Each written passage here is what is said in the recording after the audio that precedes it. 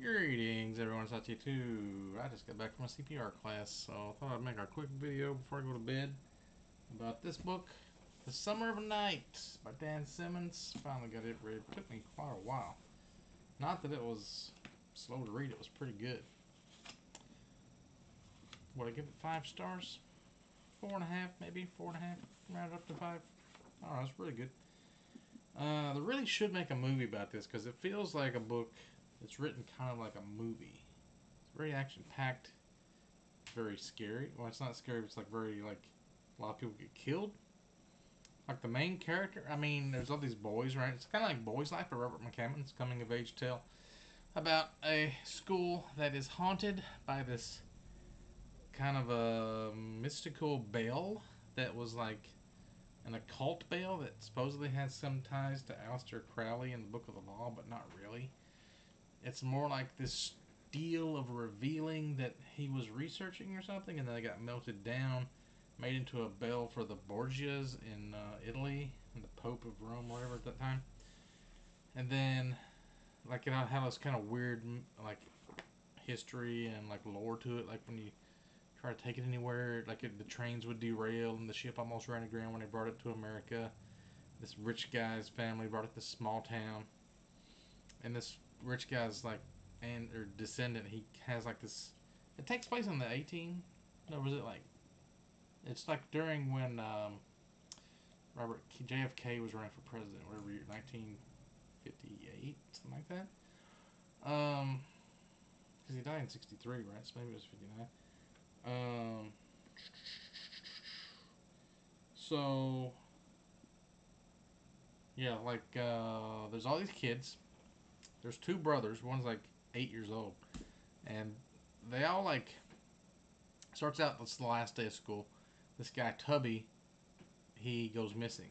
The school ate him, pretty much. Like he went down into the bathroom and like got sucked into a tunnel or something, or eaten by this school. It's like a haunted school. The bell that's in the school, like it's turned it into like this big monster. It's a lot like Stranger Things too. And what it does is when it starts to come awake, and when it does, it transforms into like this big, kind of like a spider, but it has like tendrils that go out throughout the town, kind of like It by Stephen King too. It's kind of like Stranger Things and It combined, and it has these tendrils come out, and it's like a lamprey. It's got all these teeth on the end, like a mouth, and it just like bites you and eats you. And it also like makes like little minions of people. Like there was a soldier that died like a long time ago that he came back to life. Like it raised him out of the dead, or like used his DNA and made a copy of him or something. But it still like wanted to get with this guy's grandma. So weird. So this one dude, the descendant of the rich guy, he has like this free show of like a drive-in movie kind of a theater kind of thing that they call the free show. Everybody goes to. And like he had this book that had like the history behind this bell, and they were trying to keep it secret because some of the adults like knew about it. Like this old wino homeless guy knew about it. Like they hung this black guy from it a long time ago when he was like wrongfully accused of something. But like if it's like this ancient bell that's melted down, that wouldn't really have anything to do with it being cursed or haunted or anything because it was already that way. So that doesn't make any sense. Some of it doesn't make any sense. But anyway, there's one like fat kid out of this group of kids, and he's like my favorite character. His name is Dwayne. He's like a farmer. He's like always going out and checking the rows, like farming stuff, and walking like with a big swagger because he's kind of overweight. But he's really intelligent, and he reads, and he like writes in like this shorthand script, and he starts figuring out the puzzle, and he has his uncle like doing some research, and his uncle figures out the whole story behind it. Then the thing kills his uncle, but he ends up getting his uncle's notes, copying them down. Then he gets killed, sucked into like a thresher for like a tractor or something, a combine harvester, and he gets like just shredded and killed. Like my favorite character, like halfway through the book, he's just dead. So then his friends have to get his notebook and like translate that from the shorthand, and they figure out what's going on. And then it's kind of like they're just at war with this thing, intermixed with a lot of like summer fun times and like nostalgia, like kids playing with these little balsa wood glider planes. Like throw when one guy throws rocks at him, tries to knock him out of the sky. or they just they ride their bikes around a lot, and they have all, like this bully that pulls a 22, like a gun on this one kid, and, like puts it up to his throat and like threatens to kill him. It's really fucking violent. There's just one girl that kind of lives at the dump, and she has a shotgun and like saves him, but she's kind of ugly and fat, so they don't really. There's like another scene where this girl takes off her shirt because she likes this one guy, and everybody's got a crush on her. And it's her birthday party, and they're having fireworks, and it's like a coming of age tale. But in the meantime, they're fighting this fucking bunch of monsters. That this soldier keeps coming out of nowhere. That Tubby that went missing, they're using it as kind of like a thing and torturing the fat girl. And the one guy, he's like a works for the Catholic priest. He's like an altar boy, and the priest gets killed and comes back to like haunt him and shit. And then they figure out holy water works against these things. That doesn't really make sense either. There's a lot of weirdness to this. It's not a vampire, but like I don't know, something about if you believe in it, the holy water works on it. So they end up like doing a lot of crazy shit. Everybody's dying. The adults are just completely oblivious to what's going on.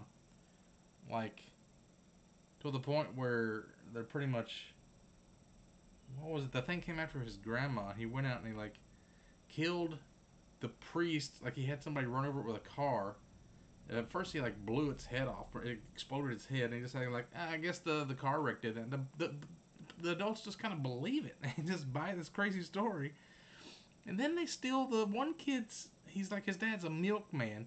He has this big milk truck. He is always cleaning it out. Like the kid, like this 12-year-old kid is cleaning out a milk truck, and he ends up filling it with gasoline so they can burn the school. And they steal all their parents' weapons. They all have like a 410 shotgun and a 22, and like all kinds of guns that they're just blowing people away and killing all these things and like setting the school on fire.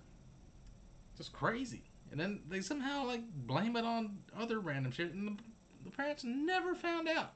Like they just never had a clue that any of this was going on.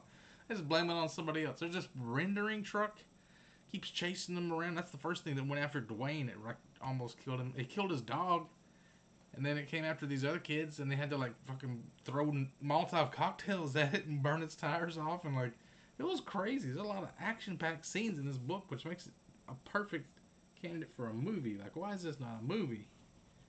It's just a little hard to believe, a lot of it. Some of the teachers are kind of like involved with it. They've been kind of taken over by this monster.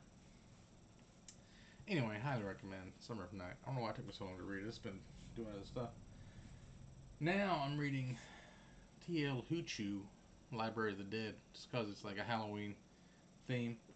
I don't even really know what it's about. Something to do with a cemetery for dead people. Other ones I planned on reading for Halloween this year is Grady Hendrix' How to Sell a Haunted House.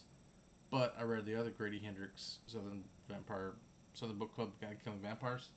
So I was looking to read like something by a new author I haven't read.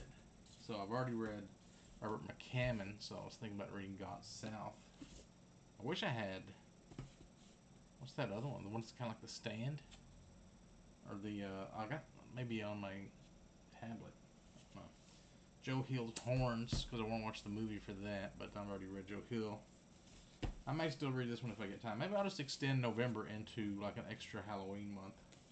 And then I want to get into like the Under the Graveyard Sky and Sail Dark at Sea. These are like the zombie books by John Ringo, because I've already read John Ringo. So these are all old authors. So I decided to go with this one. Because this one's short too. If I can get this one done in like a few days, then maybe I'll do Horns or something next. And then I've also got this Dracula back here, but I've already read it. Legend of Sleepy Hollow, Washington Irving. But next month, November, Lonesome Dove, I'm going to try to tackle this. Since this year I haven't read as many books as I wanted to, I want to get these big chonkers out of the way. Wouldn't mind getting that Sleep Beneath the Stars, whatever, by Paolini. Or something like really big. It's not supposed to be that good. Just kind of get it out of the way so next year I can just go ham and just get my Ryan Cahill's done, get back into Joe Abercrombie, do another Robin Hobb trilogy, read the fucking Brian McClellan second trilogy I wasn't wanting to read. Tyranny of Faith I'll probably do December, maybe. And then I'm going to have that new Brandon Sanderson book that I pre-ordered. It'll come in. I'll read it last of December. Stormlight 5. That's pretty much the plans. I just got so many books I need to read, and it's like, can't get to them all. I'm doing my best. I'm just plugging along. Eventually, they're all going to... I mean, I'm never going to get them all read. I'm going to die before I read my whole collection. I realize that now. But, it is what it is.